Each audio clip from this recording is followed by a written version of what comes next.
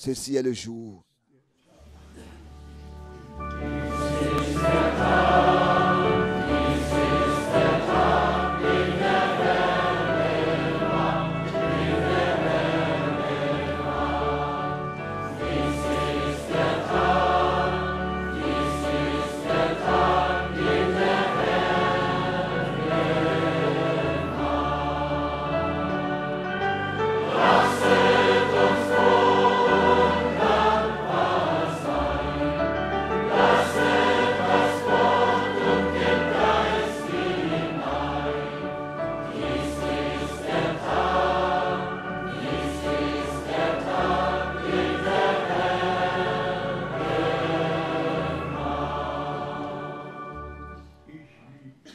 Je l'aime, je l'aime.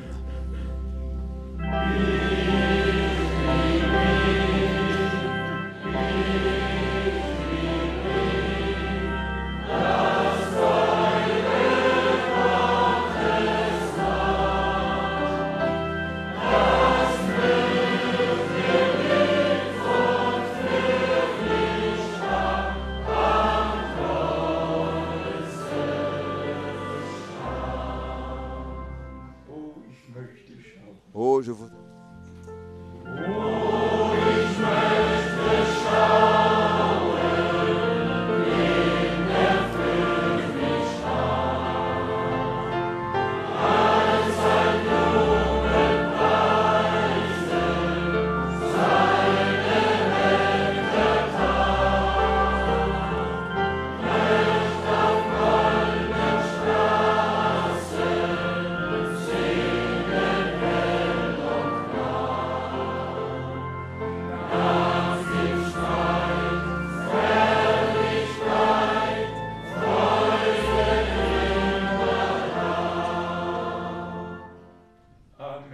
Amen. Vous pouvez vous asseoir.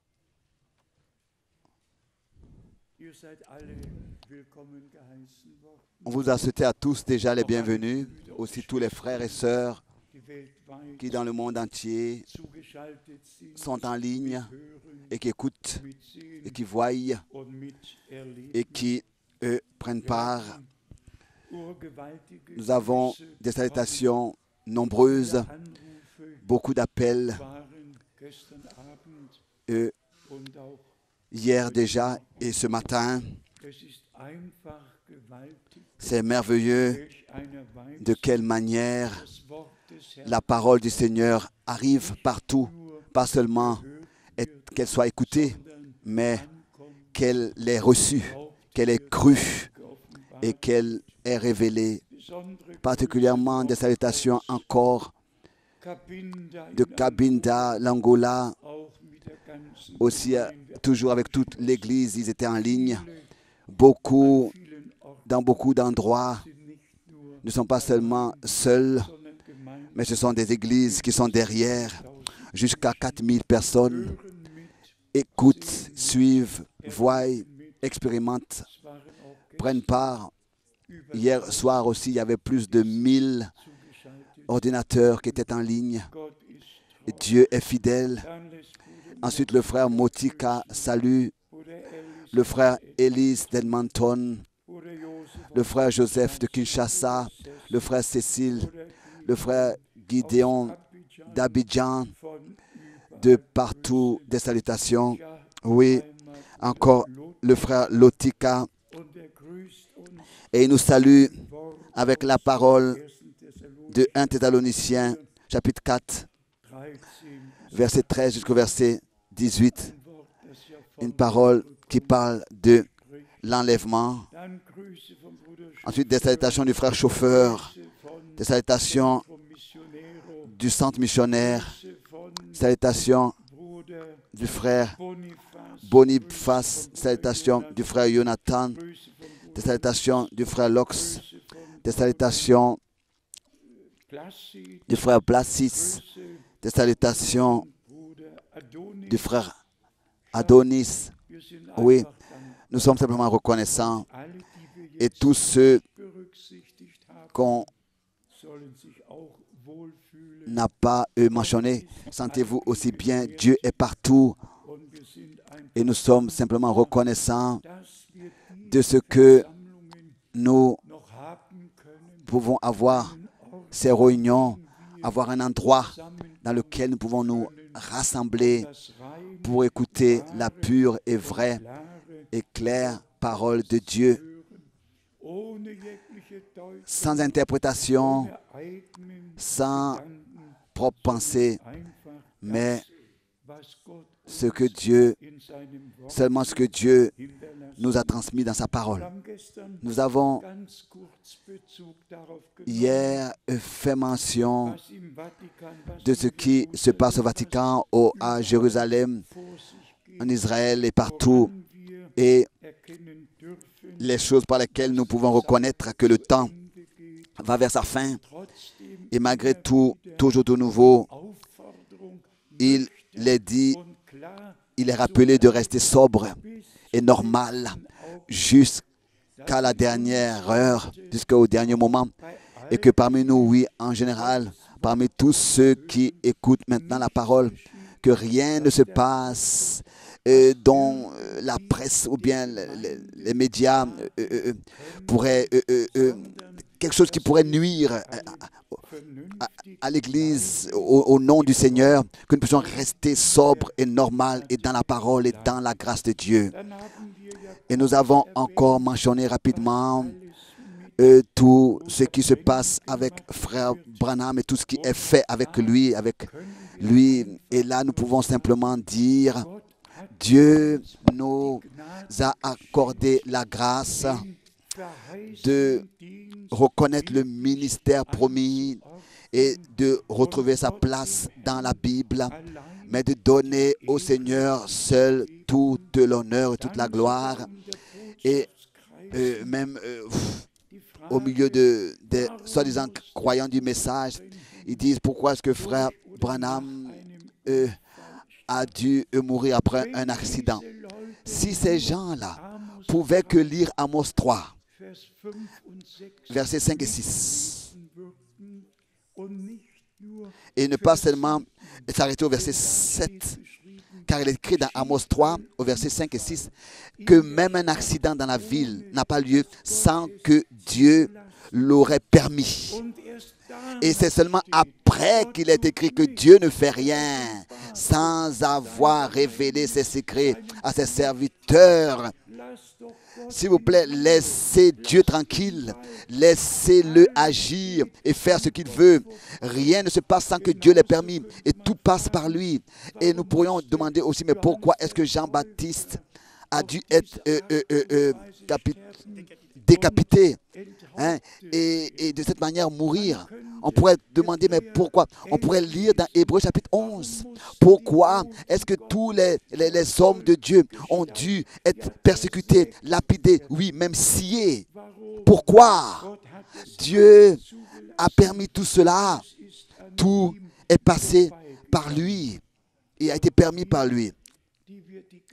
Mais nous qui avons trouvé la grâce de croire bibliquement et de recevoir tout bibliquement, nous pouvons, comme c'est écrit ici, avec joie, comme c'est écrit ici, puiser de l'eau avec joie aux sources du salut. Ésaïe 12, verset 3. La parole s'adresse à moi, elle s'adresse à nous tous. Et que ce ne soit pas que nous puissions comme ça avec tremblement, mais avec reconnaissance, avec joie, dans la foi, venir au Seigneur et puiser aux sources du salut. Car la parole du Seigneur s'est accomplie. Et notre Seigneur a accompli tout ce qui était nécessaire pour notre rédemption. Aussi cette pensée me vint de l'évangile de Matthieu, alors que notre Seigneur a dit, venez à moi, vous tous qui êtes fatigués et chargés. Ça, il nous le dit encore aujourd'hui. Venez tous à moi. Si nous croyons qu'il est présent nous pouvons venir à lui avec tous nos problèmes, avec toute notre incrédulité, avec tout ce qui encore nous touche, nous occupe et nous concerne, et nous pouvons simplement trouver auprès de lui la paix, le repos et le rafraîchissement. Oui, la parole du prophète Ésaïe est vraiment puissante. Ce que nous avons lu dans Ésaïe 12, jusqu'à cette expression, au verset 5, « Célébrez l'Éternel, car il a fait des choses magnifiques. » En allemand, « car il a accompli des choses magnifiques. » Qu'elle soit connue par toute la terre, prêchée sur toute la terre.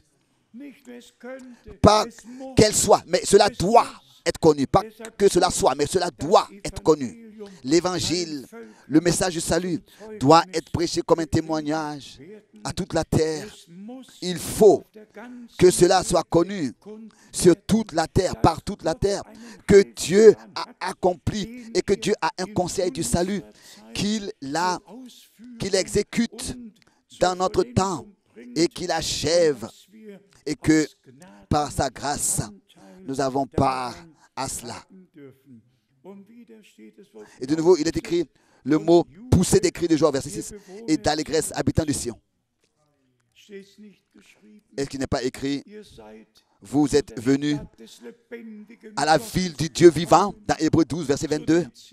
À Sion, la parole du Seigneur est venue, est sortie de la montagne de Sion, tel que Dieu, dans l'Ancien Testament, l'a promis. Et à cette parole qui est sortie de Sion, combien était avec nous en Israël à chaque fois que nous étions sur la montagne de Sion, bien sûr la montagne des Oliviers, quoi que ce soit comme lieu, c'est toujours une expérience particulière, un rappel particulier, car nous pensons, comme nous sommes rappelés de ces choses qui sont écrites dans les Saintes Écritures. En fait, dans la langue française, déjà 48 personnes se sont inscrites pour le prochain voyage en Israël. 48 personnes déjà. Il reste encore que donc les enregistrements de langue allemande et déjà le voyage peut avoir lieu. Donc, au Seigneur notre Dieu soit la reconnaissance. Je me suis noté cela ici. Il y a dans les psaumes 166 mots qui sont retrouvés dans le Nouveau Testament, où l'histoire du salut dans l'Ancien Testament est annoncée à l'avance. Dieu par les prophètes, Dieu par David, Dieu par les psaumes qui ont été toujours de nouveau chantés. Il a annoncé à l'avance l'histoire du salut. Et ce qui est merveilleux, c'est que les preuves par l'accomplissement sont démontrables. Donc on peut vraiment prouver que cela s'est accompli tel que ça avait été annoncé à l'avance par Dieu, par la bouche de ses prophètes. On peut prouver que tel que ça avait été annoncé, cela s'est accompli de cette manière. Cela, on peut le prouver, confirmer dans le Nouveau Testament. Et on voit la promesse écrite noir sur blanc dans l'Ancien Testament et l'accomplissement dans le Nouveau Testament. Je me suis noté cela. 174 fois, notre Seigneur est nommé Fils de l'homme. En tant que Fils de l'homme, il est le prophète. En tant que Fils de l'homme, il est à la droite de Dieu, pas en tant que Fils de Dieu, mais en tant que Fils de Dieu, s'il vous plaît. Il a donné sa vie pour tous les fils et les filles de Dieu, pour que nous puissions devenir fils et filles de Dieu. Et là, on a seulement besoin d'aller au psaume 110. Assieds-toi à ma droite jusqu'à que j'ai placé sur ton marchepied tous tes ennemis. On a seulement besoin d'aller à Matthieu 26. Dès maintenant, vous verrez le Fils de l'homme à la droite de Dieu. On a seulement besoin de revenir à la parole. Et là, on voit les preuves dans la parole de Dieu. Et ensuite, aussi, en conséquence, ordonner le conseil du salut de notre Dieu. Ici, je me suis noté cela.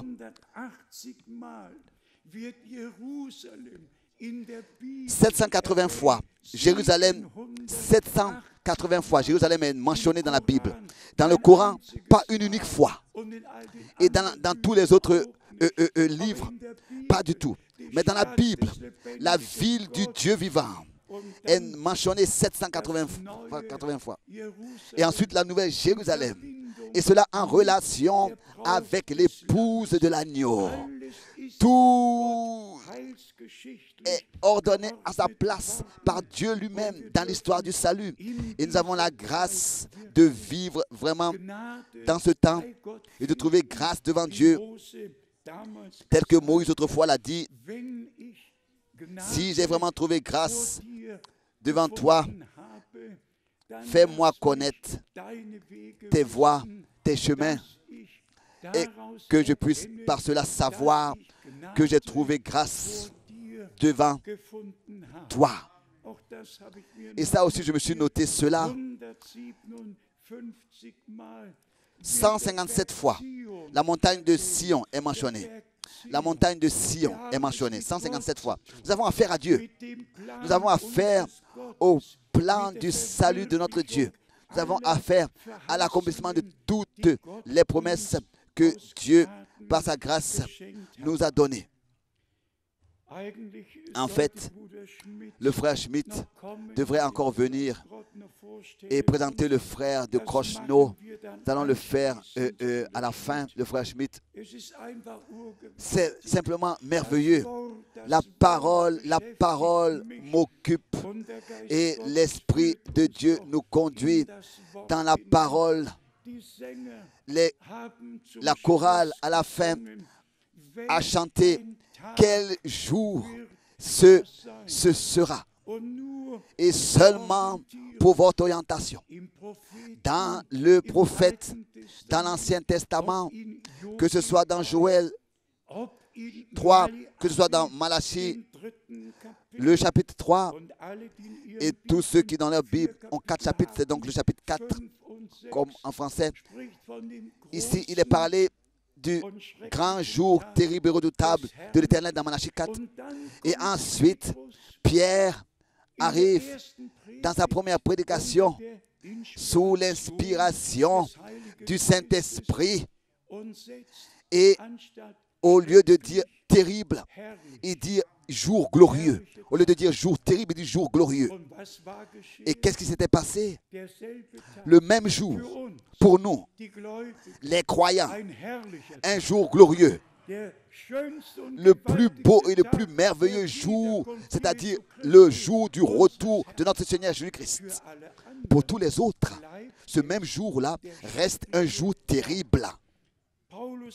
Paul, n'est-ce pas, dans l'épître aux Philippiens, l'a exprimé. Je voudrais simplement lire ces versets pour que vous puissiez savoir que dans le Nouveau Testament, l'Ancien Testament est ordonné. Que cela est ainsi, ça a été transmis comme ça, dans sa forme ordonnée, telle que ça doit être.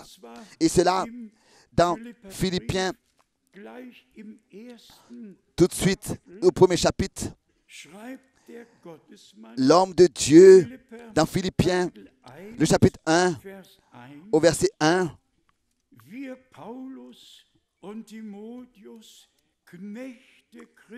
Paul et Timothée, serviteurs de Jésus-Christ, à tous les saints en Jésus-Christ qui sont à Philippe,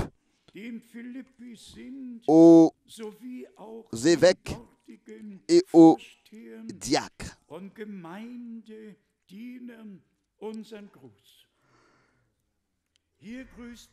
Ici, Paul salue comme serviteur de Jésus-Christ tous les frères dans les églises et ensuite, il parle du jour dont nous attendons.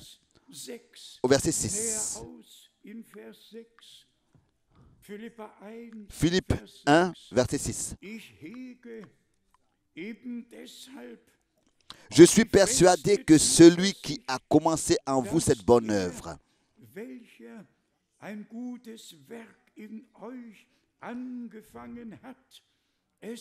la rendra parfaite jusqu'au jour, ou bien pour le jour de Jésus-Christ. C'est ainsi que c'est écrit. C'est ainsi que c'est écrit dans la parole de Dieu. C'est ainsi que cela a été dit dans la parole de Dieu. Et notre Seigneur achèvera son œuvre, la rendra parfaite pour le jour glorieux de Jésus-Christ. En chacun de nous, nous qui maintenant croyons, écoutons la parole de la promesse. Nous verrons la face du Seigneur. Et au verset 10, il est écrit: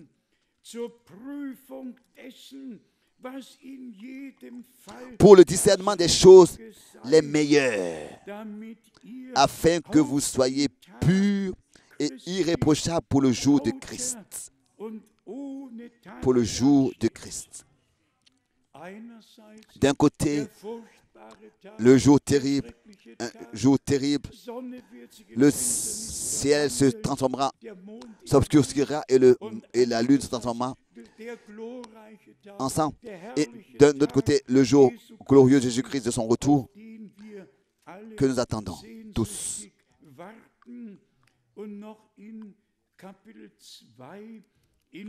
Encore au verset 3, au verset Philippiens chapitre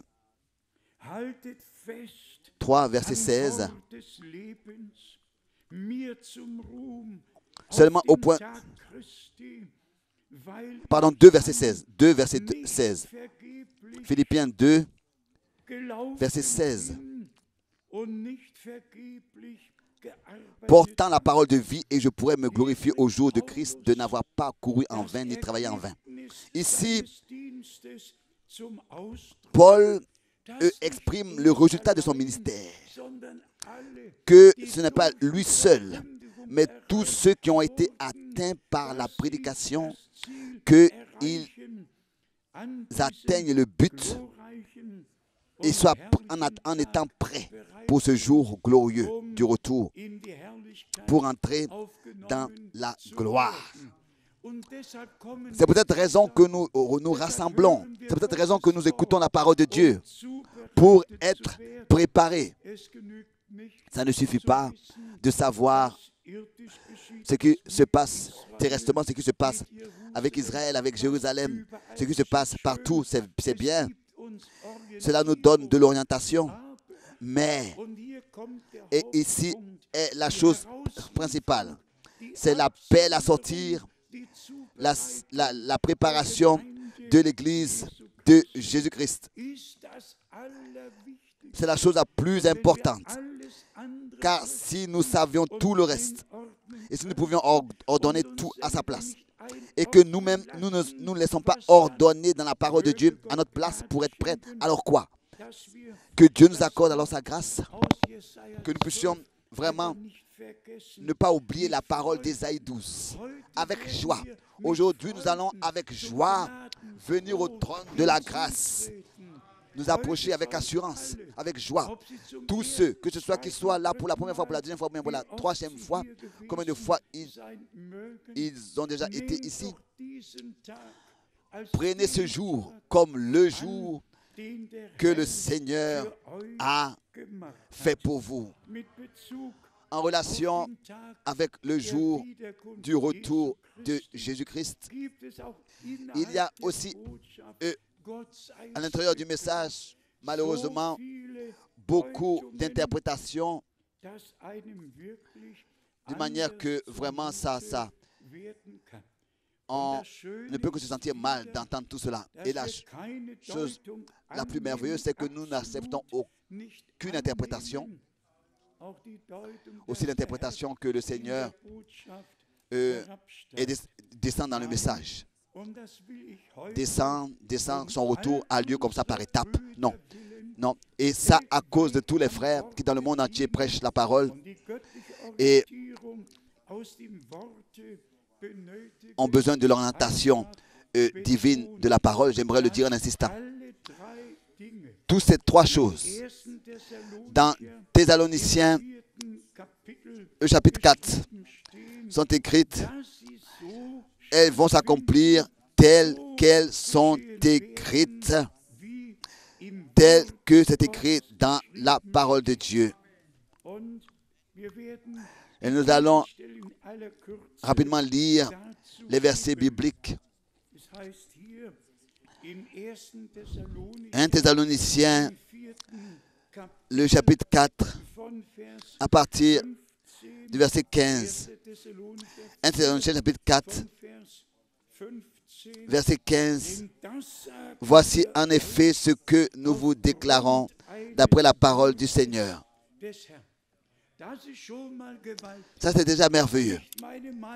Pas mon opinion, mais en raison d'une parole du Seigneur. Nous ne devancerons pas ceux qui sont morts.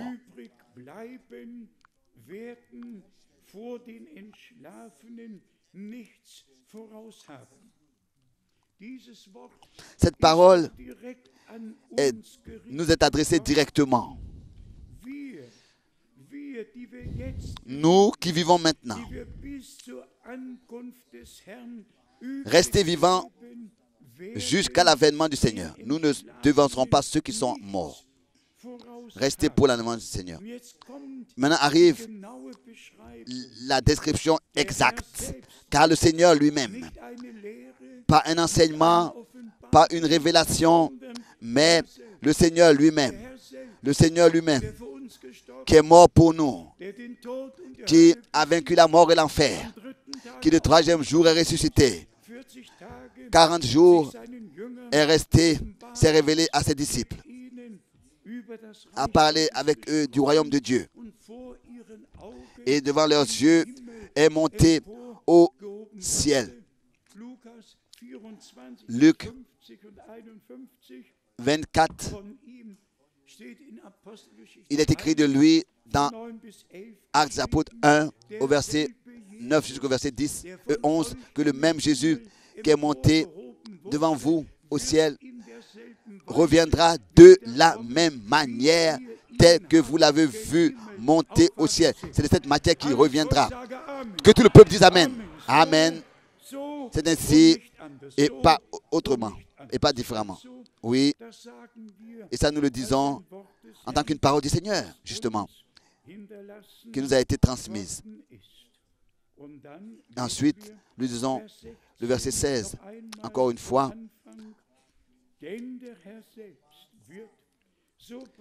car le Seigneur lui-même a un signal donné. Première chose, à la voix d'un archange.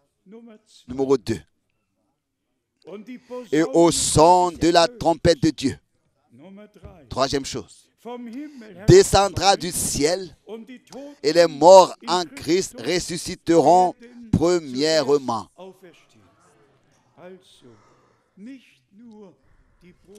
Pas seulement le message, le cri de réveil, mais comme c'est écrit ici, la voix d'un archange, et il n'y a qu'un seul parmi tous les anges, comme tous les anges pourraient être importants, qui est désigné archange, comme prince, archange. Et nous pouvons pour cela aller dans Daniel, le chapitre 12, pour voir dans Daniel, le chapitre 12, ici, il est écrit dans Daniel, chapitre 12, verset 1, premier verset, en ce temps-là, se lèvera Michaël, le grand chef. Vous voyez, le grand chef. Michaël, le grand chef, le défenseur des enfants de son peuple Et ce sera une époque de détresse telle qu'il n'y en a point eu de semblable depuis que les nations existent jusqu'à cette époque.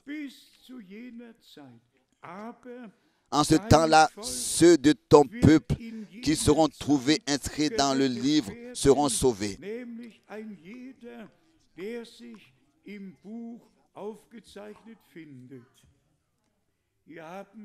Ici, nous avons la relation avec Israël.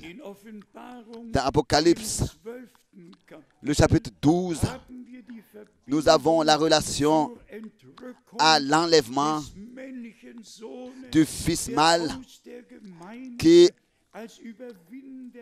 sort de l'église comme troupeau des vainqueurs. Oui, par une naissance dans Apocalypse, le chapitre 12, d'abord le verset 5 et après le verset 7.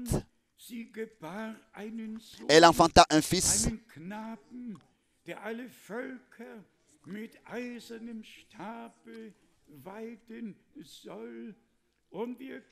qui doit paître toutes les nations avec une verge de fer, et son enfant fut enlevé vers Dieu et vers son trône.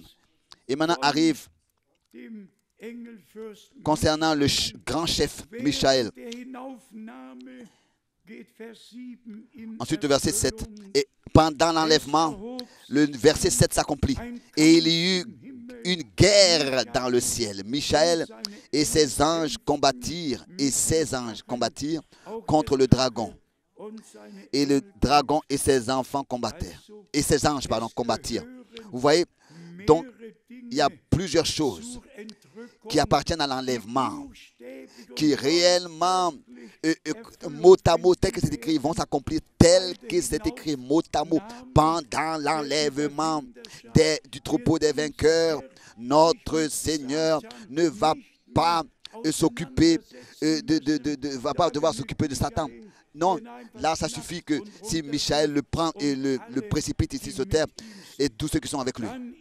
Ensuite, dans Jude, nous avons encore cette confirmation qui est Michaël. Ici, il est écrit dans Jude, le verset 9.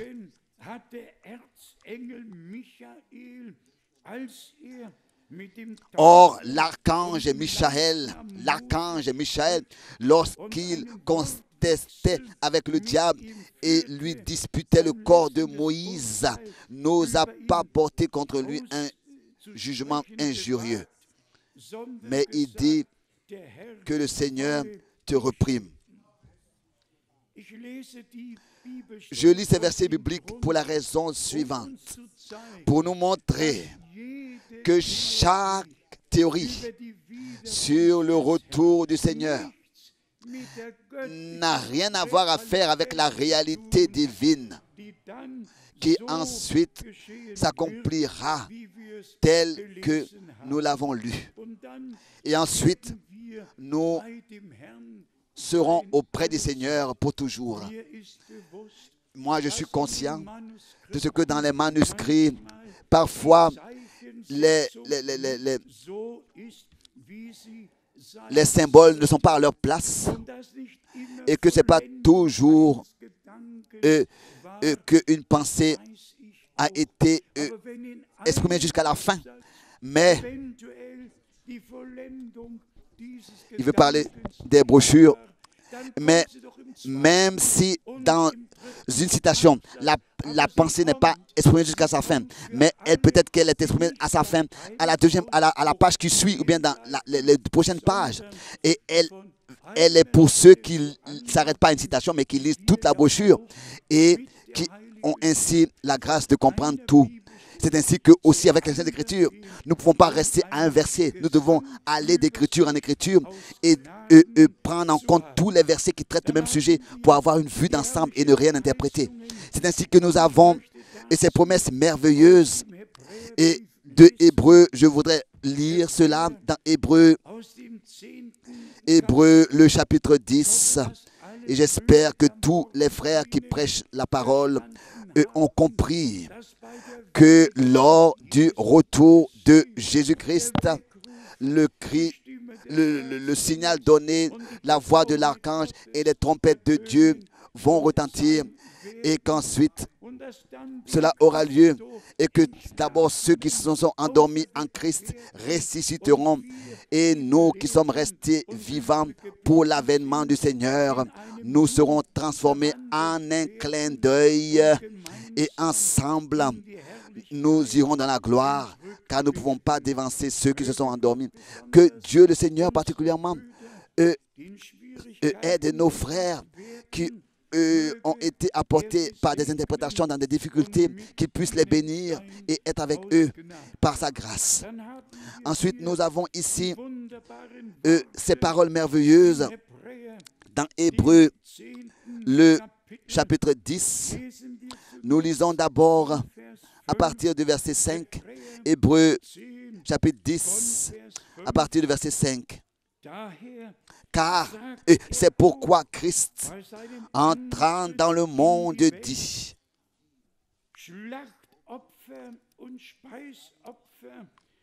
tu n'as voulu ni sacrifice, ni offrande, mais tu m'as formé un corps. Tu n'as voulu ni sacrifice, ni offrande. Ensuite, 20. Mais tu m'as formé un corps. Tu n'as agréé ni holocauste ni sacrifice pour le péché. Alors je dis, voici je viens. Dans le rouleau du livre, il est question de moi.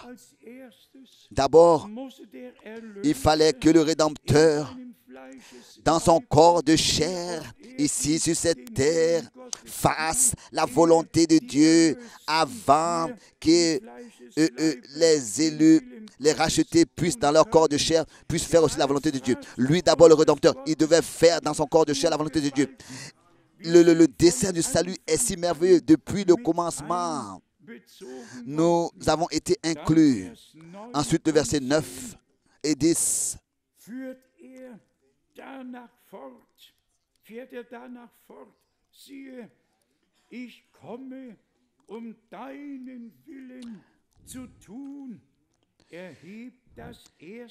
Au verset 9, et il dit ensuite, voici je viens pour faire ta volonté. Il abolit ainsi la première chose pour établir la seconde.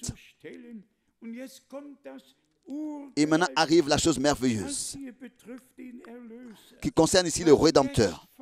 Ce qui suit nous concerne, les rachetés.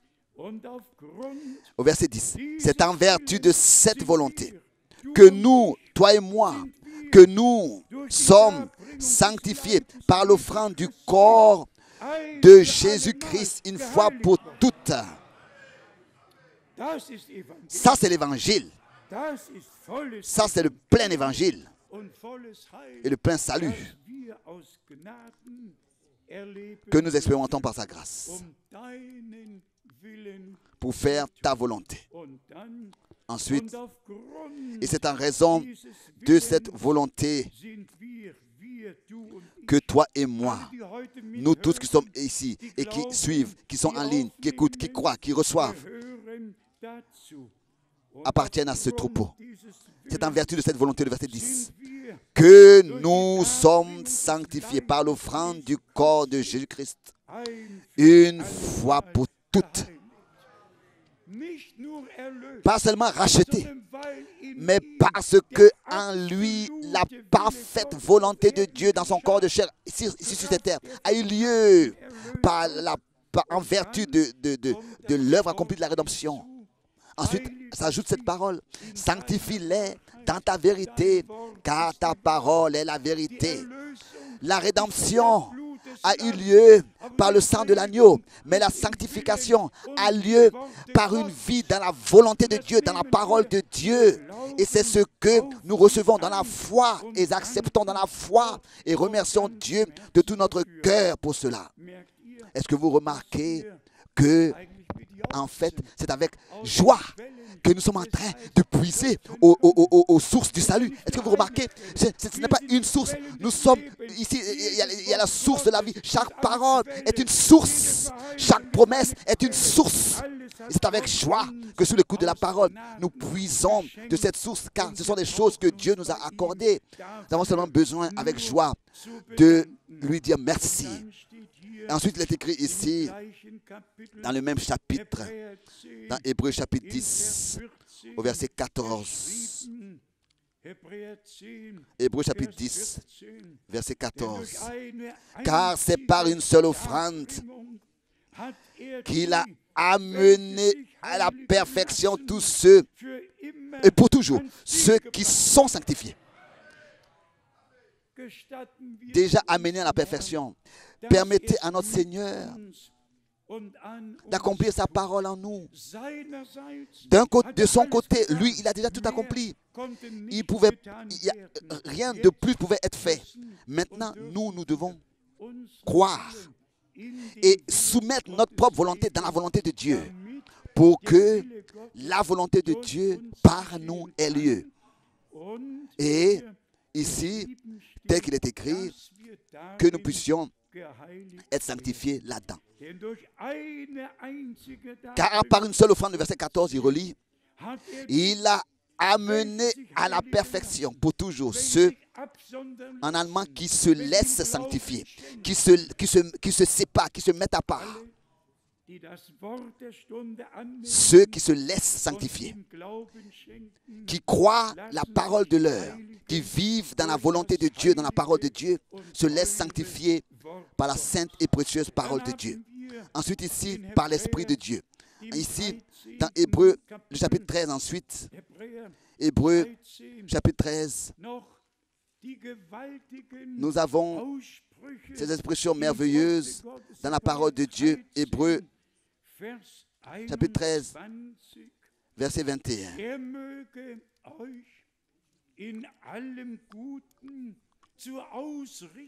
Vous rendre capable de toute bonne œuvre pour l'accomplissement de sa volonté, et fasse en nous, en vous, ce qui lui est agréable par Jésus-Christ, auquel soit la gloire au siècle des siècles. Amen. Et là, il est écrit Amen. Et Amen veut dire ainsi soit-il. Oh, c'est ainsi que Dieu l'a dit, tel que Dieu l'a dit, c'est ainsi que ce soit. Avec toi, avec moi, avec nous, ainsi soit-il.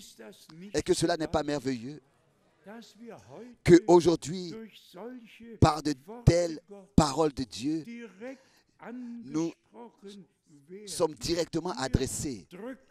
Ici, l'homme de Dieu exprime son désir que, avec tous les croyants, cela soit ainsi. Qu'il puisse, et auparavant, il est écrit au verset 20, dans Hébreux 13, que le Dieu de paix, qui a ramené d'entre les morts le grand pasteur des brebis par le sang d'une alliance éternelle, notre Seigneur Jésus, d'une alliance éternelle, de l'alliance éternelle, notre Seigneur Jésus. Nous sommes le peuple de Dieu, le peuple de la nouvelle alliance. Dans l'Ancien Testament, c'était une alliance. Dans le Nouveau Testament, une alliance éternelle que Dieu a faite avec nous, a traité avec nous. Et cela en Jésus-Christ, notre Seigneur. Et ce Dieu, en raison du sang versé, qui a fait cette alliance avec nous, qu'il puisse en nous, par sa grâce, faire ce qui lui est agréable, ce qui est dans sa volonté. Lui qui opère toutes choses selon le conseil, la résolution de sa volonté. Tout ce qui a été dit et qui puisse accomplir toutes ces choses en nous.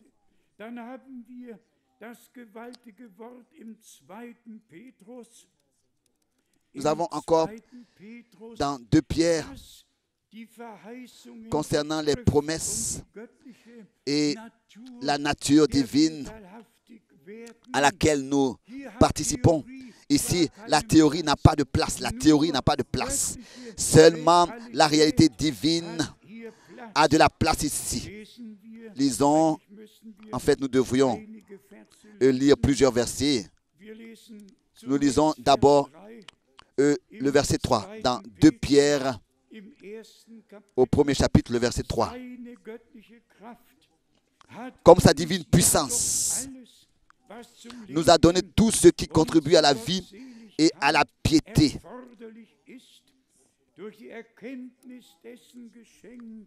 au moyen de la connaissance de celui qui nous a appelés par sa propre gloire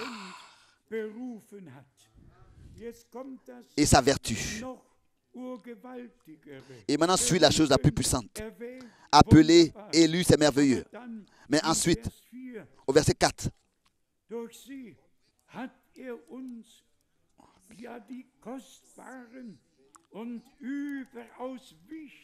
lesquels nous assurent de sa part les plus grandes et les plus précieuses promesses,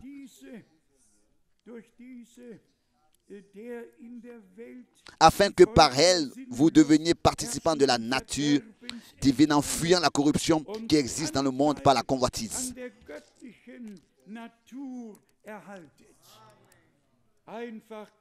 Merveilleux.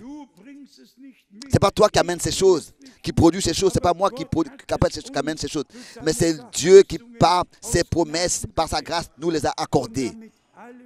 Et pour que tous puissent savoir que les promesses de Dieu s'accomplissent, se sont accomplies.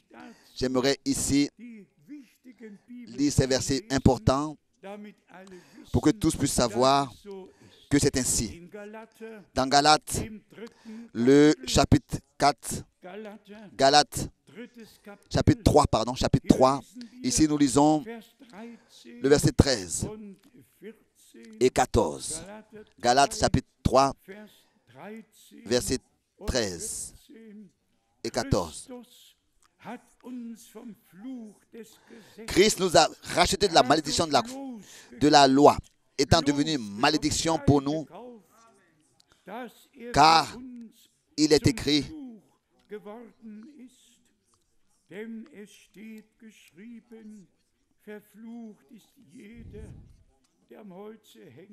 maudit est quiconque est pendu au bois. Il a pris ta place, il a pris ma place. La malédiction nous a atteints tous et il fut frappé pour que nous ayons la paix et par ses meurtrissures, nous sommes guéris. Et c'est pour cette raison qu'aujourd'hui encore, avec joie, nous pouvons vraiment puiser aux sources, à ces sources-là du salut. Chaque verset biblique est une source du salut. Le salut de notre Dieu nous est représenté devant les yeux, nous est montré et nous est placé dans notre cœur. Et au verset 14,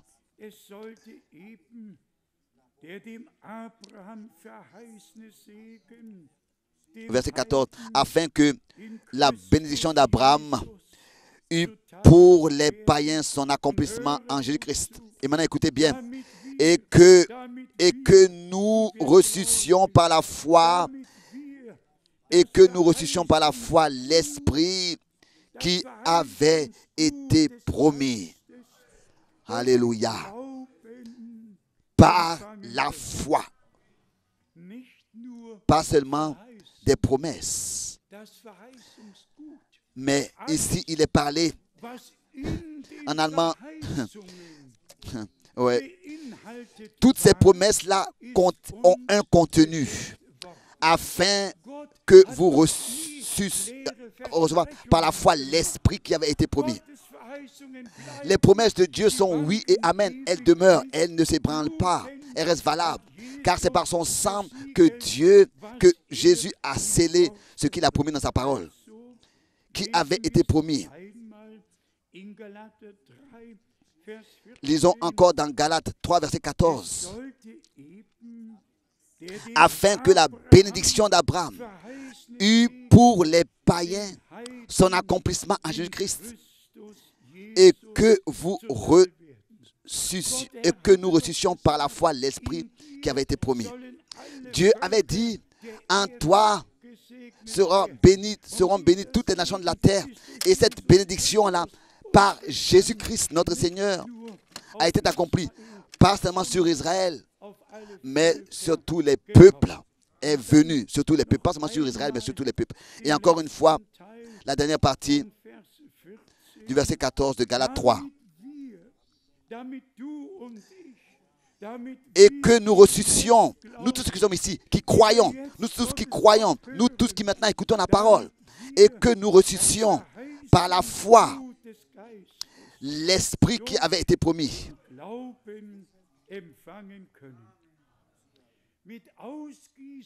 Avec le déversement du Saint-Esprit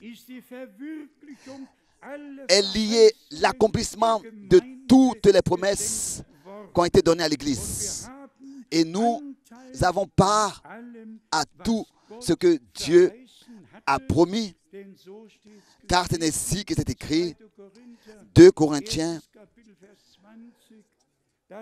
chapitre 1, verset 20, que toutes les promesses de Dieu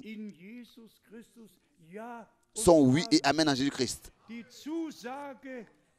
La promesse et l'accomplissement, les deux, oui et amen, sont en Jésus-Christ. Ce qu'il a promis et l'accomplissement en même temps, il nous l'a garanti. Nous avons seulement besoin de croire et nous verrons la gloire de Dieu. Et cela bientôt. Dieu a déjà préparé tout. Et c'est écrit encore aussi dans Luc, au verset 24. Luc, verset 24, où le Seigneur a donné la promesse à la fin de son voyage missionnaire, de son ordre missionnaire, pardon, dans Luc 24, à partir du verset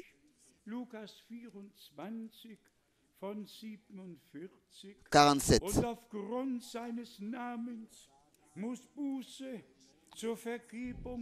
Luc 24, verset 47.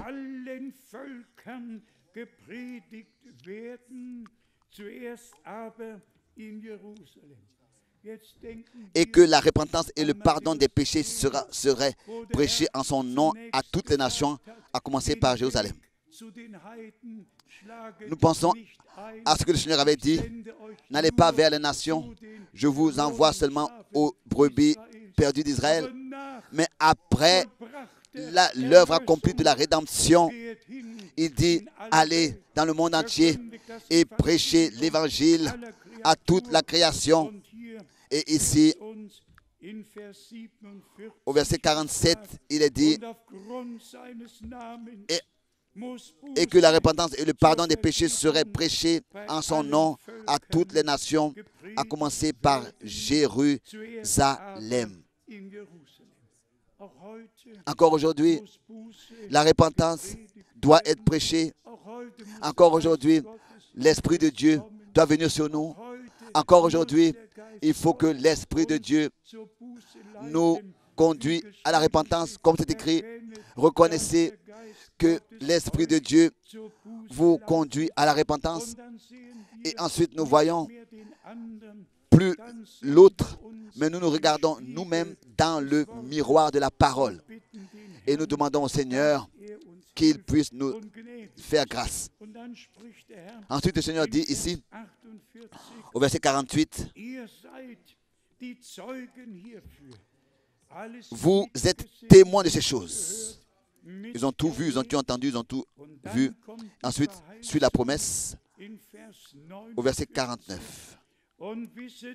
Et voici,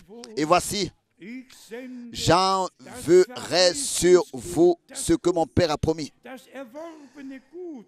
J'enverrai sur vous le bien de la promesse. En allemand, il y a une expression qui n'existe pas en français. Et voici, j'enverrai sur vous, pas seulement la promesse, mais le contenu de la promesse. Le contenu, avec toute sa richesse. Hein, pas seulement la promesse.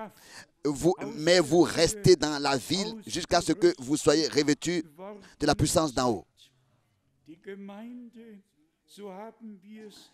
L'église statistique que nous avons entendue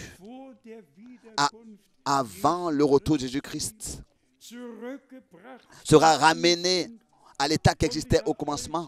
Et aujourd'hui, j'ai plusieurs citations de frère Branham que j'ai apportées pour nous montrer comme Dieu était en souci nous concernant.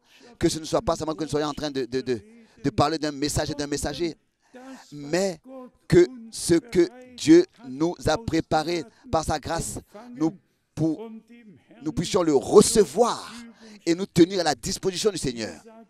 Ici, frère Branham dit,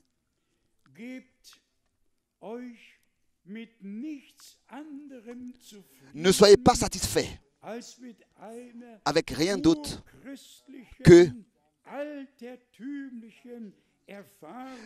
avec une expérience authentique, primitive, dans le modèle de la première Église, une nouvelle naissance par l'Esprit éternel de Dieu.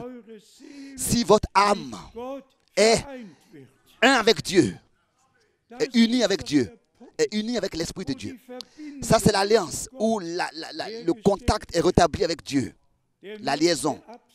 L'autre paragraphe, le Saint-Esprit peut venir sur l'esprit d'un homme, mais le germe de vie est dans l'âme. Le germe de vie est dans la parole. Alléluia. Gloire soit à notre Dieu. Et la parole est la semence. Et nous avons semé la semence. Nous avons semé la parole en tant que semence divine. Sur beaucoup, l'Esprit de Dieu est venu sans que la semence avec le germe de vie soit tombée et semée dans l'âme. Tous ont prophétisé, tous ont exercé des dons et tous ont continué à marcher dans leur propre voie jusqu'aujourd'hui encore. Donc, pas seulement une onction dans le deuxième domaine, mais une expérience du salut dans la profondeur de notre âme, que la parole de Dieu avec le germe de vie soit tombée et semée dans notre cœur et ensuite puisse être manifestée, exprimée. Ensuite, frère Branham dit, pensez à cela. La vie de Christ reste dans l'Église. Et là, il dit après, Alléluia. Christ ne quitte jamais l'Église. Il a dit, je serai avec vous jusqu'à la fin du monde. Alléluia. Et ce sont ceux qui quittent Christ. Ce sont les hommes qui quittent Christ, mais Christ ne quitte jamais. Ce sont les hommes qui quittent Christ, qui peut-être pour un moment le quittent, marchent dans leur propre voie. Mais s'il vous plaît, revenez à lui tant que c'est encore le temps de la grâce. Car ce n'est pas lui qui nous quitte. Peut-être que nous l'avons ici et là quitté. Ensuite, frère Branham dit, il continue à dire, reconnaissez de quelle manière Dieu est à l'œuvre dans son Église.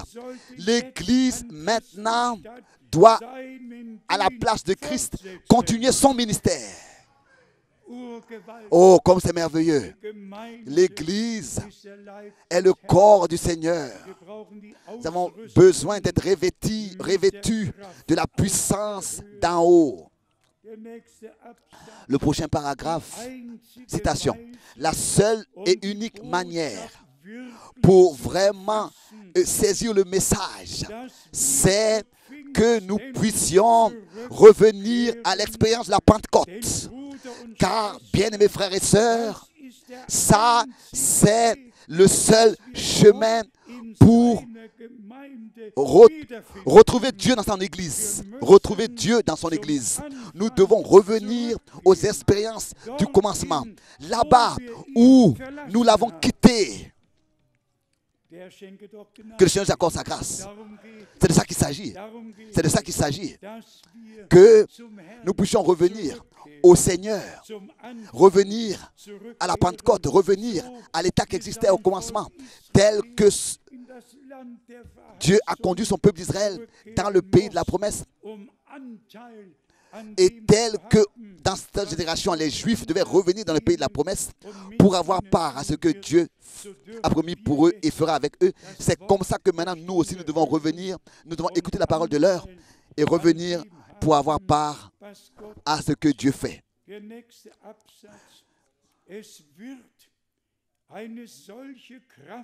Ce sera une telle puissance dans l'Église qui sera manifestée, qui maintenant descend.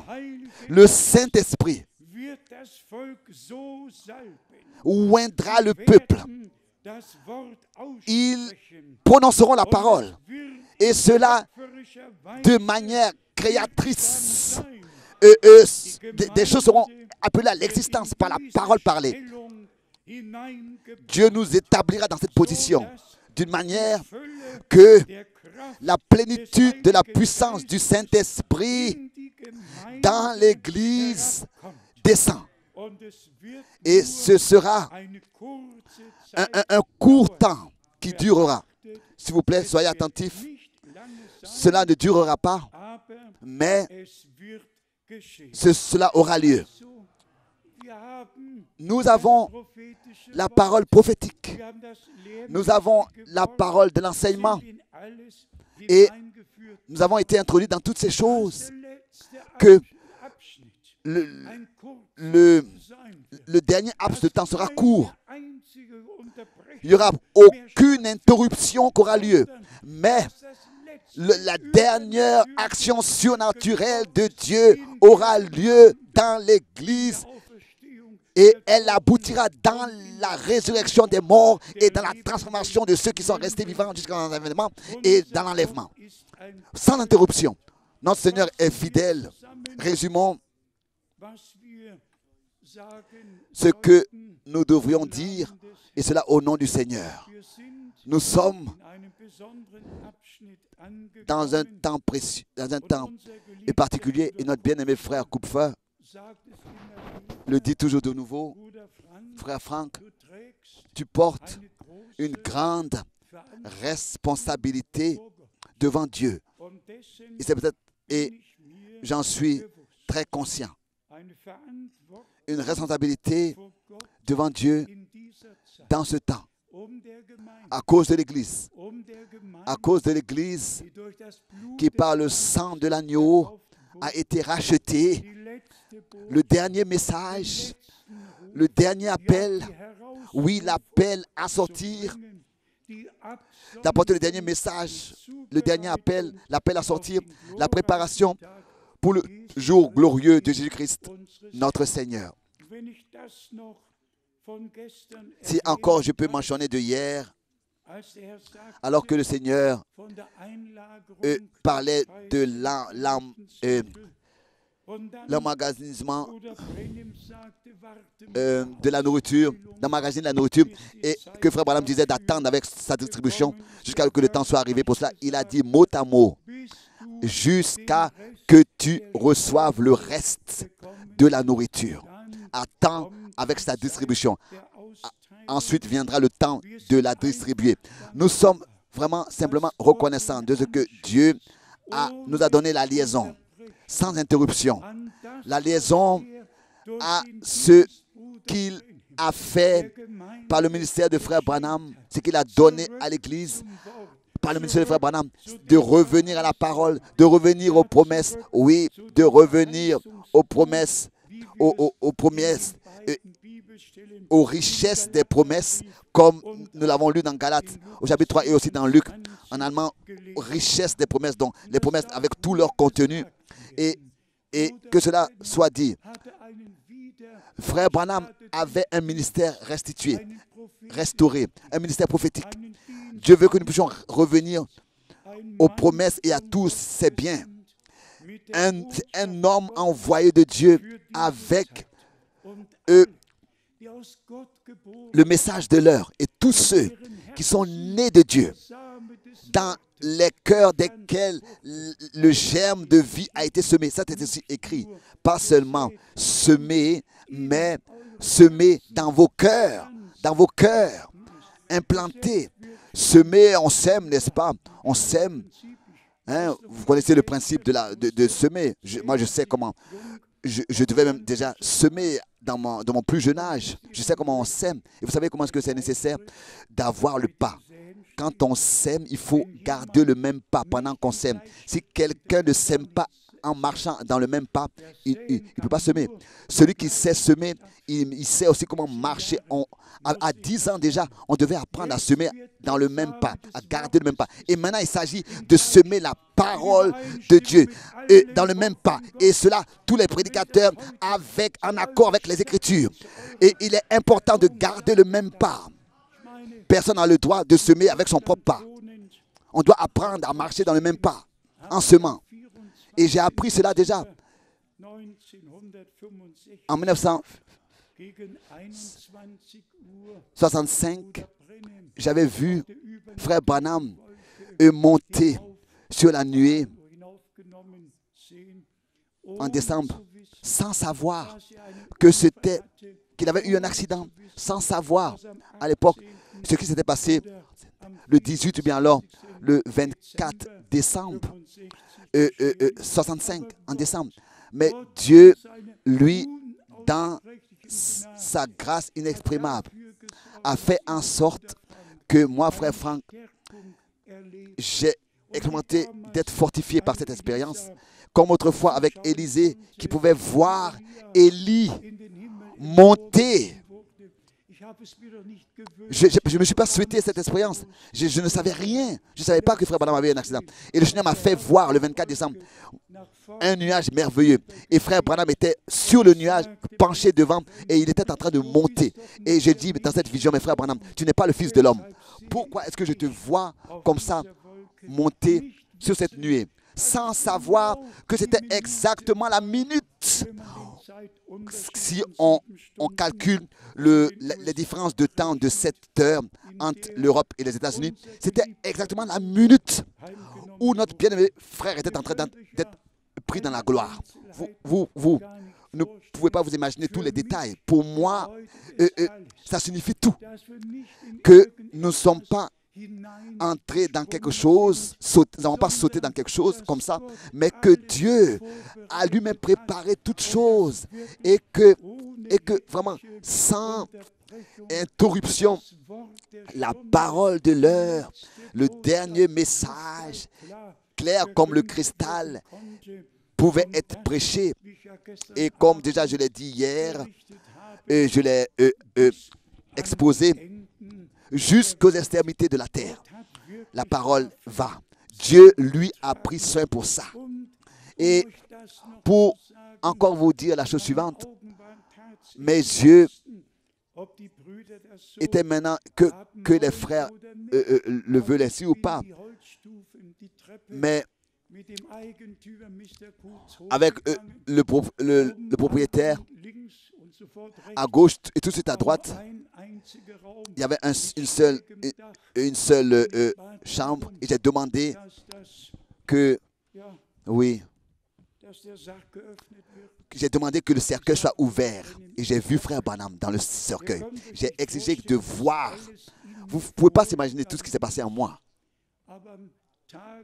Mais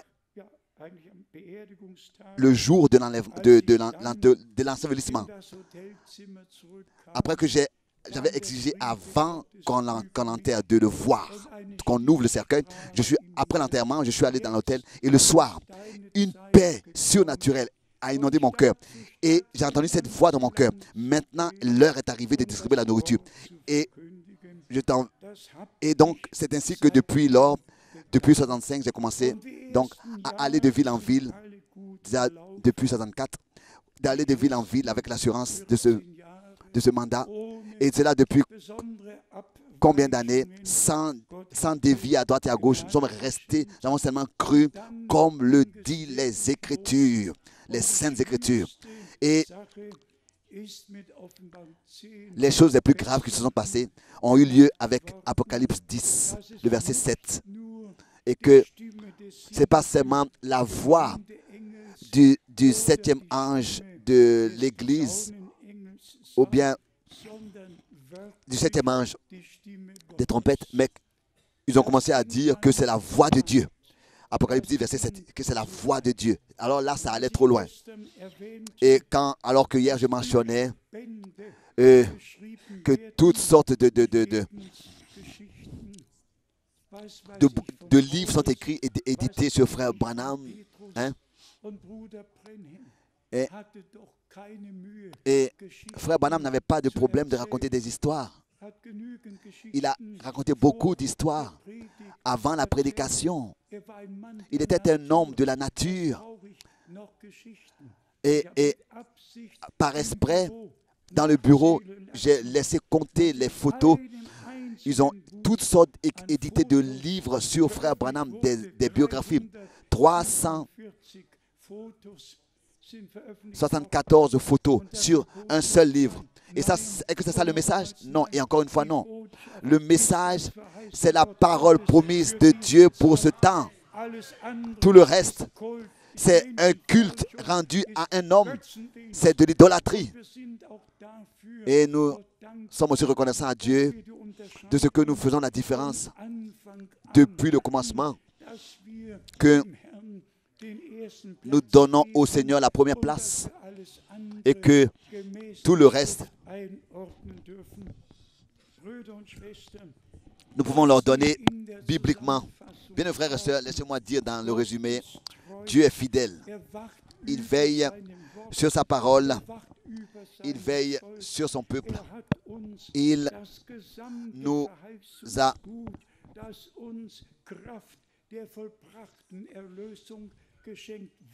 accordé toutes les richesses des promesses par l'effusion de cet esprit en tant qu'une réalité. Il nous a donné l'accès à ces choses. Plus une promesse, mais plein accomplissement de ce que Dieu a promis. Et cela concerne aussi le retour de Jésus-Christ, notre Seigneur. Avec le signal donné, descendra. Le signal donné n'est pas adressé, s'il vous plaît, aux vivants. Il est adressé à ceux qui sont endormis en Christ, aux morts, accompagnés de l'arche de l'Alliance, accompagnés des trompettes de Dieu. Ensuite, les morts en Christ ressusciteront. Le signal donné, le cri de commandement n'est pas adressé dans 1 Thessaloniciens aux vivants, mais aux morts. Ensuite, ils seront ressuscités. Où est le problème là? Ensuite, ceux qui sont restés vivants seront transformés et nous serons enlevés. Ce sont des problèmes que les hommes font sur quelque chose qui n'est même pas un problème. C'est pour ça que nous sommes reconnaissants à Dieu. Et reconnaissants à Dieu. Et nous le serons pour toujours. Nous pouvons rester sobres et qu'aucune révélation nous est montée à la tête. Et il n'y a eu aucune unique incompréhension. Nous avons pu retrouver les choses bibliquement dans les Écritures parce que nous avons l'orientation, trouvé l'orientation dans les Écritures. Que Dieu soit remercié pour sa sainte et précieuse parole. Que Dieu soit remercié pour sa grâce. Que Dieu soit remercié pour le troupeau des vainqueurs. Que Dieu soit remercié pour vous tous. Pour vous tous. Pour vous tous. Qui maintenant croyez ce que les Écritures ont dit. Et tel que les Écritures ont dit. Car c'est ainsi que notre Seigneur l'a dit. Celui qui croit en moi, comme le dit les Écritures. Et ça, c'est un don de notre Dieu. Que le Dieu Tout-Puissant, particulièrement avec tous les frères dans le ministère de toute la terre, sur toute la terre, qui aussi, eux, portent les responsabilités avec nous de distribuer la nourriture spirituelle. Qu'ils puissent transmettre ce que Dieu nous a confié de sa sainte et précieuse parole. Nous repartons avec assurance. Nous allons dans le futur avec assurance. Nous regardons avec assurance dans le futur. Nous savons qui a le futur entre ses mains. et il sera avec nous tous les jours jusqu'à la fin du monde. Encore une demande. Croyez seulement ce qui est écrit dans les Écritures, noir sur blanc. Noir sur blanc. N'allez pas au-delà du témoignage des Écritures. N'allez pas au-delà de ce qui est écrit. C'est écrit aussi dans 1 Corinthiens 4, verset 6. Acceptez seulement ce que Dieu a dit dans sa parole. Acceptez-le dans la foi et remerciez Dieu pour cela. Tout le reste, il le fera bien avec nous tous. Que son nom soit élevé, glorifié, exalté. Amen. Nous voulons nous lever et nous chantons comme si souvent, tel que je suis, sans rien de moi.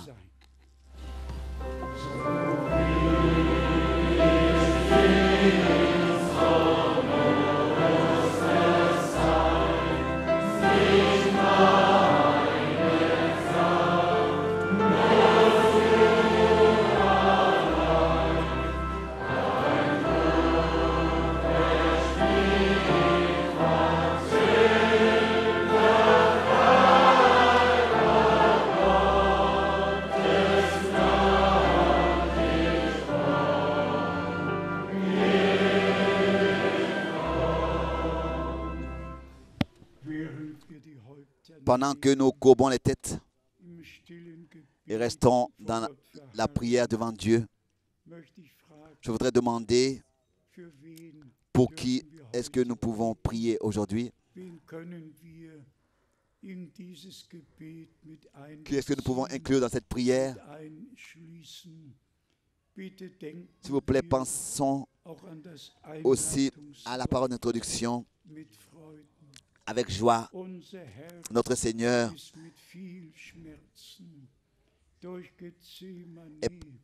est passé par beaucoup de douleurs, par Gethsémane jusqu'à la croix. Il a versé son sang et sa vie pour nous dans la douleur.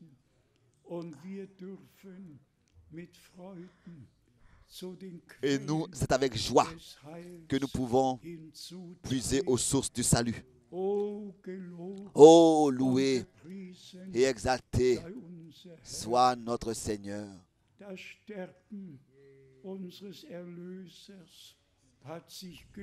La mort de notre Seigneur a servi à quelque chose. Il y aura un grand troupeau racheté par le sang de l'agneau, sanctifié dans la parole de Dieu, scellé du Saint-Esprit. Et le Seigneur fera une œuvre courte, puissante, telle que par sa grâce, il l'a promis. Déjà dans l'Ancien Testament et ensuite aussi dans Hébreu, notre Seigneur est un Seigneur fidèle, un Dieu fidèle qui a une requête, qui a une difficulté, que ce soit pour toi personnellement ou pour d'autres. Nous pouvons, dans les requêtes, prier les uns pour les autres et intervenir les uns pour l'autre. Qui veut lever les mains? Bon, partout, partout, partout, partout. Prions. Bien-aimé Seigneur, je lève mes mains, je les mets sur ta parole, sur la Bible, sur ce livre contenant toutes les promesses, toutes les richesses de tes promesses, tous les biens de tes promesses. Tu nous les as accordés, le contenu de chaque promesse. Le contenu de chaque promesse, tu nous l'as accordé. Tout ce que tu as acquis pour nous, c'est ce que tu nous as accordé. Nous pouvons t'appartenir, l'épouse de l'agneau. L'appel, écoutez, prêtez l'oreille à l'appel de l'époux et nous laisser préparer pour le jour glorieux de ton retour. Alléluia. Oh bien-aimé Seigneur, nous t'apportons tous, avec toutes leurs difficultés, leurs problèmes personnels, problèmes physique, mental et spirituel. Ô Seigneur notre Dieu, tu es parmi nous. Nous regardons à toi et nous te croyons. Tu appelles.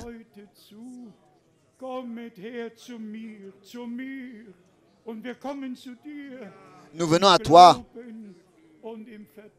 dans la confiance. Tu nous as exaucés. Tu as accordé à chacun ce que tu nous as acquis. Nous te disons merci pour toutes les paroles de l'Écriture. Nous te disons merci pour tous les différents contextes que nous pouvons voir et recevoir révélés. Nous te disons merci de ce que ce soit Paul, Pierre, Jacques, Jean, que ce soit frère Branham, tout ce que tes serviteurs ont dit en ton nom et ont écrit en ton nom est en accord. Ça n'a pas d'importance qui et quand est-ce que ça a été dit. C'est en accord, c'est en harmonie parfaite. Parce que c'est le même Dieu, c'est le même esprit par différents hommes qui a parlé. Jacques se présente aussi comme serviteur de Christ. Jean, celui de Patmos. Paul, Jean, celui de Patmos. Écoute les paroles. Ce que je veux révéler à mes serviteurs a été révélé à un serviteur. Oh, bien-aimé Seigneur, tu as tes serviteurs sur terre. Ils sont que des hommes. Que des hommes. Mais ta parole que nous portons est la parole de Dieu. Sainte parole de Dieu qui demeure éternellement. Et c'est pour cette raison que nous te remercions.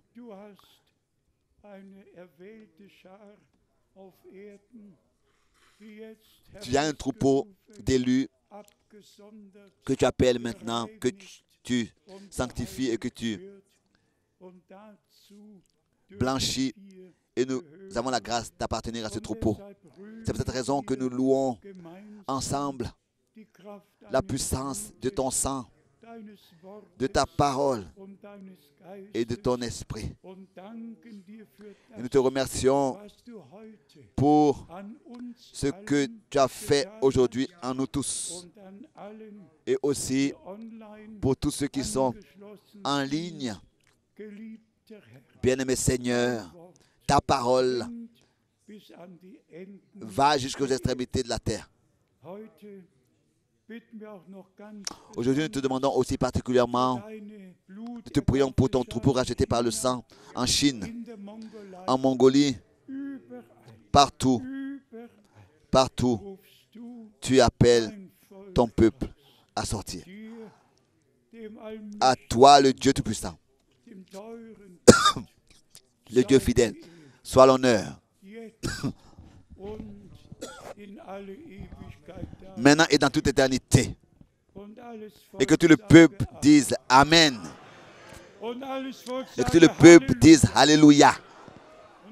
Et que tout le peuple dise Gloire au Seigneur. Loué soit le Seigneur. Alléluia. Alléluia. Alléluia. Dieu a confirmé sa parole et a révélé sa parole. Loué et exalté soit son saint nom et merveilleux nom de Jésus. Alléluia. Amen. Amen. Vous pouvez vous asseoir. Nous avons aujourd'hui et hier, nous avons manqué de saluer tous les frères dans le ministère de la société, particulièrement les bienvenus. Mais tous savent, que ce soit de Paris ou bien de Bruxelles, partout, tous savent qu'ils sont les bienvenus. Le frère Schmidt avait encore le souhait que notre frère de Krotno nous remette à tous les salutations. Le frère pourrait maintenant venir et le frère Schmidt, tu peux aussi venir. Que Dieu nous bénisse et soit avec nous. Où est le frère Schmidt?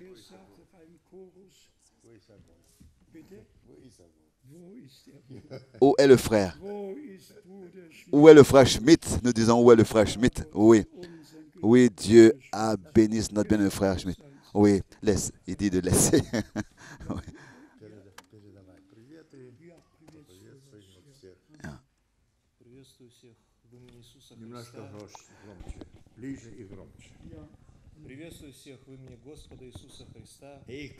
Je vous salue tous dans le nom de notre Seigneur Jésus-Christ. Nous écoutons aussi la parole et nous sommes très reconnaissants pour cela. Et je voudrais à cette occasion saisir cette occasion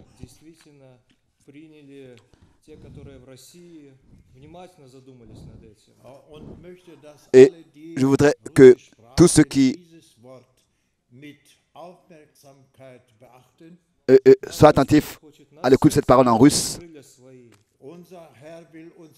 Notre Seigneur veut nous unir tous sous ses ailes.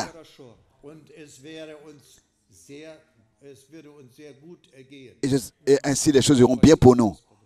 Je remercie le Seigneur. Amen. Amen. Nous voulons nous lever et nous prions encore ensemble pour notre frère. Bien-aimé Seigneur, bénis notre bien-aimé frère. Sois avec lui, ô Seigneur. Sois avec tous nos frères et sœurs de langue russe, partout où ils sont rassemblés, dans ton saint nom. Bénis dans toutes les langues, dans tous les peuples. Bénis nos traducteurs de manière très particulière. Nous te remercions de ce que tu as pris soin de tout. Et particulièrement aussi pour tous dans la langue russe. Que la bénédiction du Dieu Tout-Puissant se repose sur toi,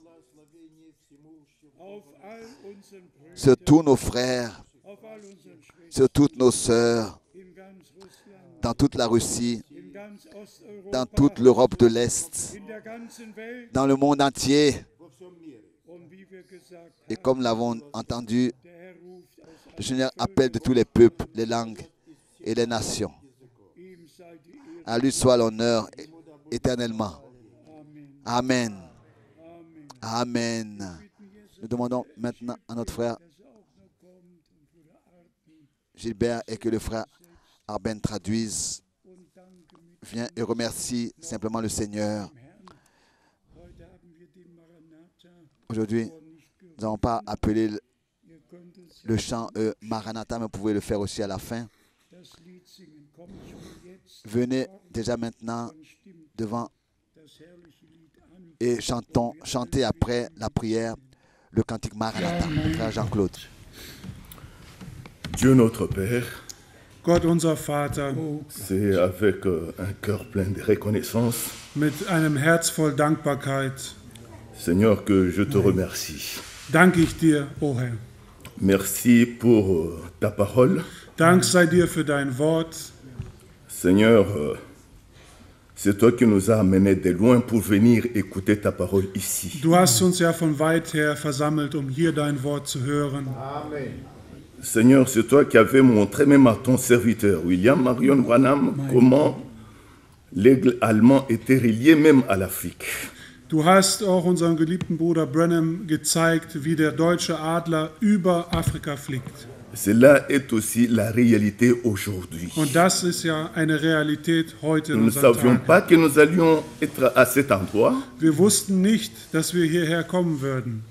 Nous ne savions même pas que tu aurais envoyé un prophète aujourd'hui. Und wir wussten auch nicht, dass du einen prophetischen Dienst gesandt hast in unserer Zeit. N'eût été le ministère actuel. Und auch nicht über den Dienst, der jetzt stattfindet. Seigneur, nous te remercions de ce que tu nous as inclus dans ton plan du salut. Und wir danken dir, Herr, dass du uns in den Heilsratschluss mit eingebunden hast. De prendre part à ce que toi tu fais maintenant. Und dass wir Anteil an dem haben, was du jetzt tust. Seigneur, nous te remercions pour ta parole révélée qui nous lie directement à ta volonté. Wir danken dir, Herr, für das geoffenbarte Wort, das uns direkt an deinen Willen anbindet, Herr. Nous croyons, Seigneur, que c'est ta parole de vérité qui nous sanctifie. Und wir glauben, dass das Wort der Wahrheit uns heiligt. Halleluja. Et aujourd'hui, Seigneur, tu nous parles très clairement. Heute hast du sehr klar mit uns gesprochen. Oh, Herr. Seigneur, nous avons un cœur tremblant. Tu connais notre cœur, Herr, Seigneur. du kennst unsere Herzen beben und zittern vor Dankbarkeit. Seigneur, nous inclinons notre cœur, Seigneur, à ta volonté, à toi, Oh Herr, mögen unsere Herzen geneigt sein, deinen Willen zu tun. par rapport à la puissance de ta parole Durch die aujourd'hui, Seigneur. Kraft deines Wortes, das wir heute gehört haben.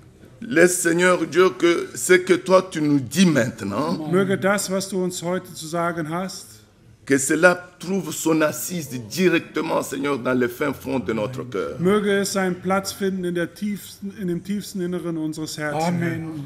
Seigneur, que tu puisses soutenir et fortifier ton serviteur, Mögest du deinen Knecht erhalten und stärken, car c'est une responsabilité mondiale. weil es eine weltweite Verantwortung ist, die hat. Seigneur, que tu puisses accorder ta grâce, Seigneur. Mögest du Gnade schenken, oh Herr.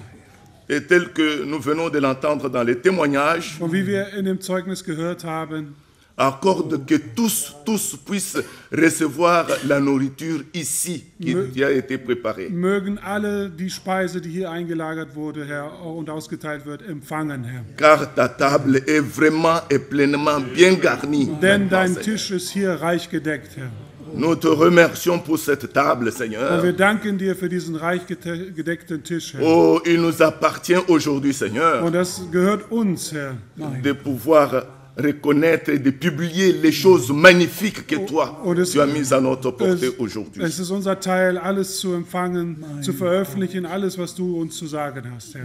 Sois loué notre Dieu et exalté à Sei jamais. gelobt und gepriesen für alle Zeit, unser Herr und Gott. Car nous attendons le retour de Denn Jésus-Christ. wir erwarten die Wiederkunft Jesu Christi.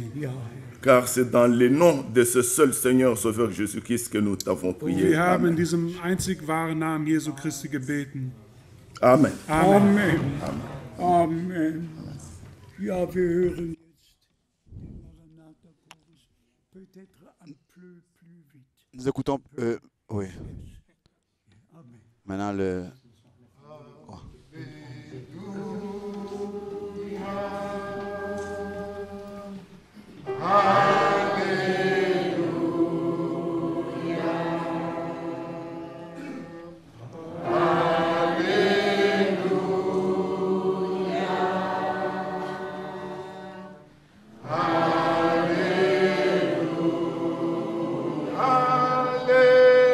Alléluia.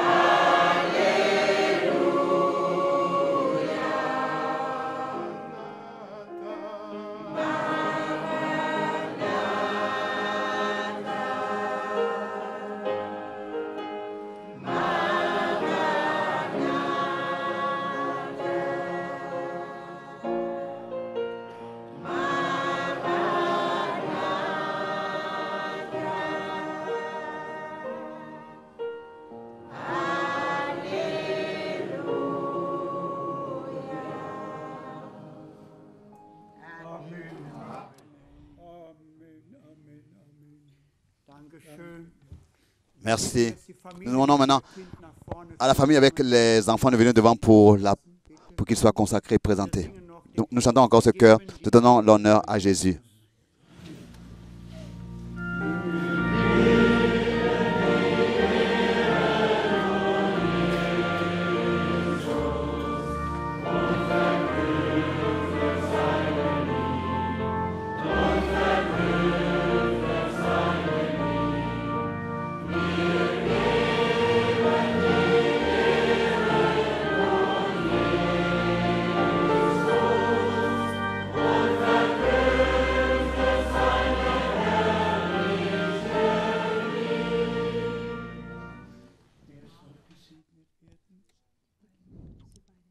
Die beiden?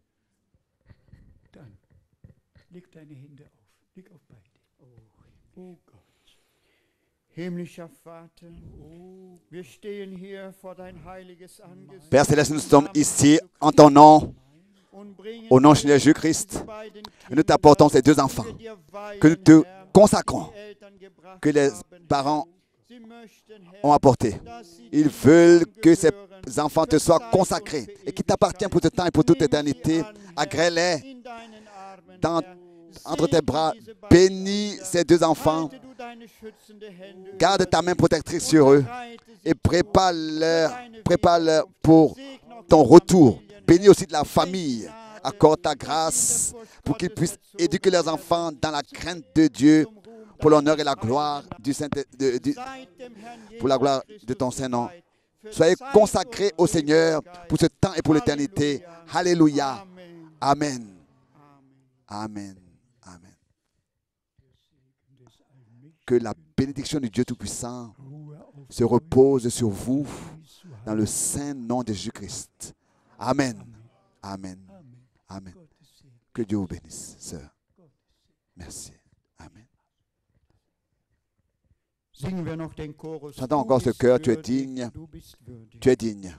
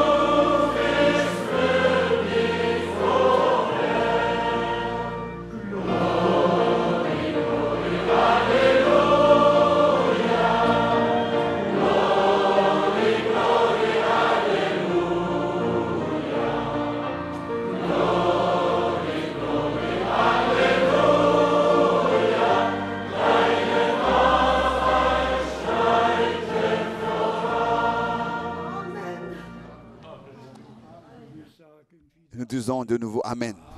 Amen. Vous l'avez entendu de la prière de frère Gilbert. Gilbert.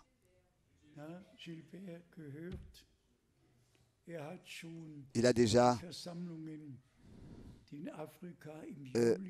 mentionné les réunions qui auront lieu en Afrique. Il a déjà ces réunions dans le cœur en juin et c'est le pays le plus béni sur terre. Vraiment, pas seulement des milliers, mais on pourrait même dire des centaines de milliers qui ont écouté la parole de Dieu, qui reçoivent le message de l'heure, qui croient et qui l'ont reçu. Et cette fois-ci, ce sont des stades qui sont préparés dans toutes les grandes villes, qui sont loués. Ce sont des stades aussi à Kinshasa, avec 22 000 personnes qui sont attendues. Et ce sera plein, un stade, et ce sera rempli, et comme aussi les dernières fois. Et nos frères croient ce que frère Branham, en juin 1955, à Zurich, a vu. Et de cette expérience, il disait que c'était la deuxième expérience la plus grande qu'il a eue avec Dieu, alors qu'il vit l'aigle allemand survoler l'Afrique. Et tout cela a eu lieu. C'est accompli. Un vieil ami, Sidney Jackson, un ami de frère Branham aussi, était mon ami déjà de son vivant. Et avec lui, nous avons fait le commencement. Et ensuite, nous avons visité tous les pays et surtout le continent. Nous avons pu les inclure. Que la bénédiction du Dieu Tout-Puissant soit sur tous, sur tout le continent africain, que tous soient bénis. Ensuite, nous souhaitons ensuite les frères de Londres souhaitent, ce sera le deuxième week-end en juillet. Maintenant, en juin, je dois aller au Cambodge, au Burma, ici et là. Et nous allons remettre tout en témoin du Seigneur. Mais en juillet, je serai donc à Londres, en Angleterre, que sa volonté soit faite. La consolation que j'ai est que la parole de Dieu, maintenant, n'a pas besoin d'être apportée personnellement, mais que par l'Internet, on peut atteindre les différents pays dans le monde entier. Mais malgré tout, on doit dire que si un homme de Dieu personnellement vient, quand un homme de Dieu personnellement vient, cela a une importance et a une signification particulière pour ceux qui sont là-bas dans les différents pays. C'est ainsi que nous allons essayer de le faire tant que le Seigneur nous l'accorde encore. Et personne ne sait, mais tant que c'est possible, il nous est dit de travailler. Maintenant, dans différentes langues, les prédications sont traduites, pardon. J'aurais tellement voulu que dans différentes langues, des frères viennent devant pour un témoignage, mais ici, ce n'est pas possible.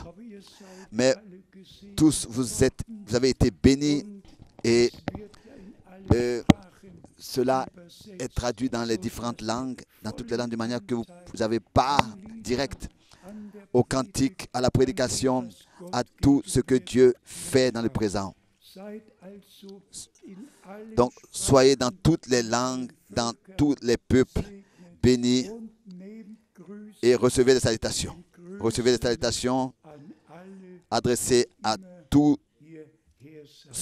partout d'où vous venez. Le frère Schmidt va prier maintenant encore avec nous. Père Céleste, nous te remercions pour ta grâce et ta fidélité. Seigneur au ciel, c'est une grâce qu'on ne mérite pas, que tu nous as accordée à chacun individuellement. Je te remercie de ce que tu as parlé avec nous par ta parole. Ce ne sont pas des hommes qui ont parlé, mais tu as toi-même parlé avec nous. Et ta parole est ton langage que tu nous as accordé. Et nous avons le même langage, nous avons la grâce de reconnaître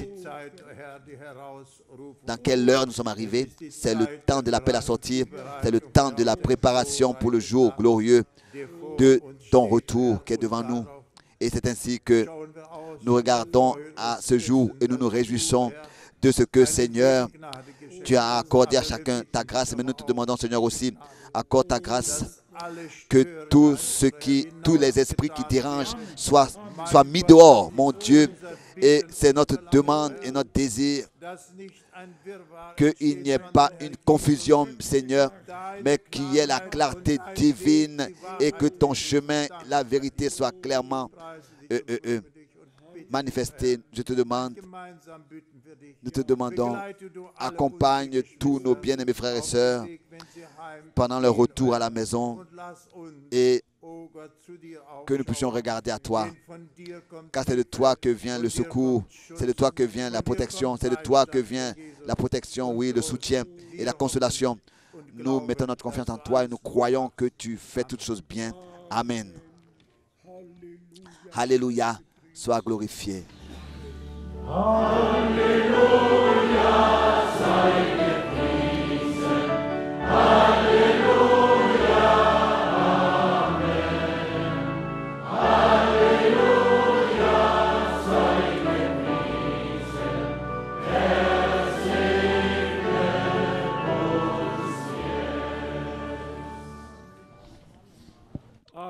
Amen.